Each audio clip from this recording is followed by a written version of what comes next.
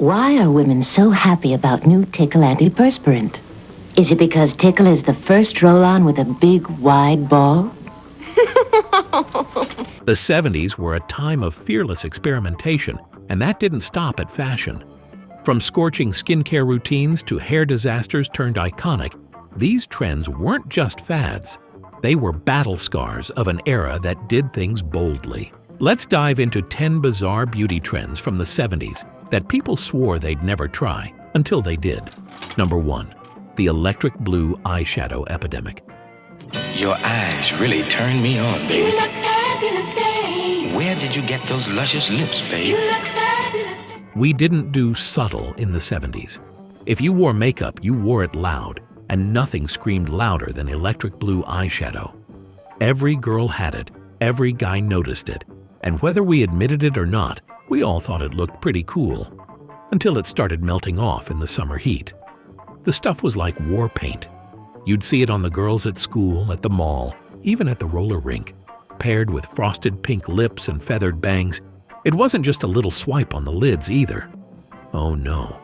We're talking lid-to-brow intensity, like a neon explosion. The first time I saw my sister apply it, I thought she was trying out for a David Bowie tribute band. But then, as time passed, it became the look. Girls swore by it, guys got used to it, and somehow we all made it through the decade without going completely blind from the shimmer fallout. Number 2. Sea Breeze Astringent, the face incinerator. Sea Breeze Antiseptic. No other clean feels quite like this. Back in the 70s, skincare wasn't about being gentle. It was about feeling it work. And nothing worked harder, or burned more, than Sea Breeze Astringent. If you weren't wiping your face with a cotton ball soaked in this blue fire water, were you even trying to clean your skin? Sea Breeze didn't just remove oil, it evaporated it. One swipe, and your face went from greasy to ice cold, with an unmistakable tingling that quickly turned into a full-on sting. You knew it was working because your eyes watered, your skin turned red, and for a few glorious moments, you questioned your life choices. The smell alone was enough to clear sinuses. Pure medicinal intensity with a side of, maybe I just sanitized my face with rubbing alcohol. And yet, we loved it. If your face didn't feel like it had been power washed, you weren't doing it right. Kids today have their fancy micellar waters and soothing toners, but back then, we were warriors. Sea Breeze didn't just clean your pores, it humbled you. Number 3. The feathered hair frenzy. Love your shining hair. Something beautiful happened. If your hair wasn't feathered, were you even alive in the 70s? Thanks to Farrah Fawcett, every girl and a few daring guys took up arms, aka round brushes and blow dryers, to achieve those perfect windswept waves. The effort was Herculean, blow drying, flipping, spraying, repeating. But once you got it right, oh man, you felt unstoppable.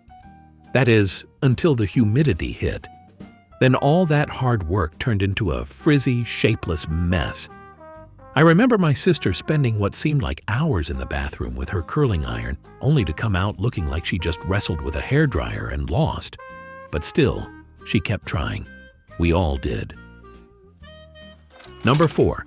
Tickle deodorant, the holy grail of hygiene. Why are women so happy about new Tickle antiperspirant?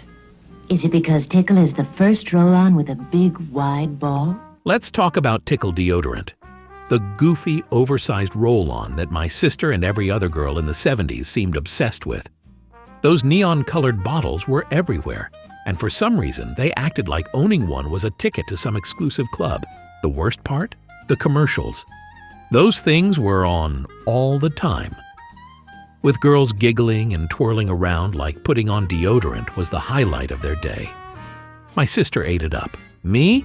I just didn't get it. It was deodorant. You put it on. You moved on with your life. But nope, Tickle was special. It had a giant roller ball, a funky scent, and just enough marketing magic to convince every girl I knew that deodorant could be fun. If you were a guy, you stuck with the basics. No nonsense, no gimmicks, just something that did the job. And that was just fine by me. Number 5. Sun In. Blonde ambition on a budget. Ah, Sun In. The poor man's ticket to California surfer hair. It promised sun-kissed highlights but delivered, well, let's just say it didn't look like the commercial. Picture this, me lounging on a plastic rope, tanning chaise, doused in Sun In, with my boombox blasting Fleetwood Mac. I thought I looked like a golden god. In reality, orange. Not just orange, brassy orange. But I kept at it, bottle after bottle, convinced that just one more spritz would be the magic touch. And the smell? It was a weird chemical citrus that lingered for days. Even now, when I catch a whiff of lemon-scented cleaner, I'm instantly transported back to that plastic chair, chasing the dream of California blonde. Take a quick pause and click on this awesome button called subscribe so we can stay connected. It will also encourage me to share many more 70s treasures like the one you're watching right now. Thanks. Number 6. Baby oil tanning. SPF.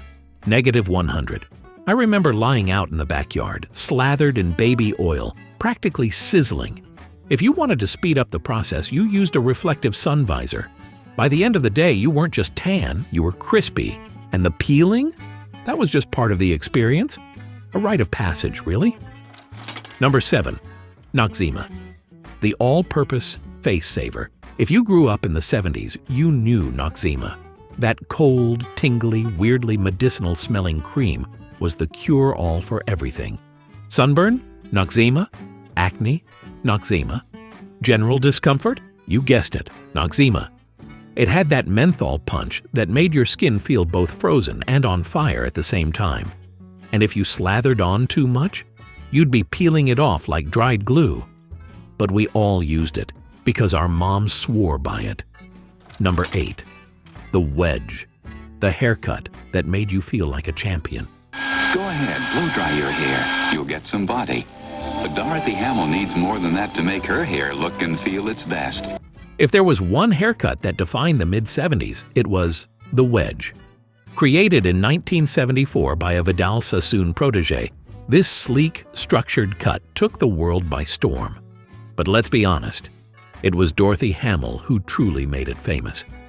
When she skated her way to Olympic gold in 1976, her hair moved with the perfect bounce, and suddenly, every salon chair in America was filled with people asking for the Dorothy. It was the best of both worlds, easy to maintain but stylish enough to make you feel like a star.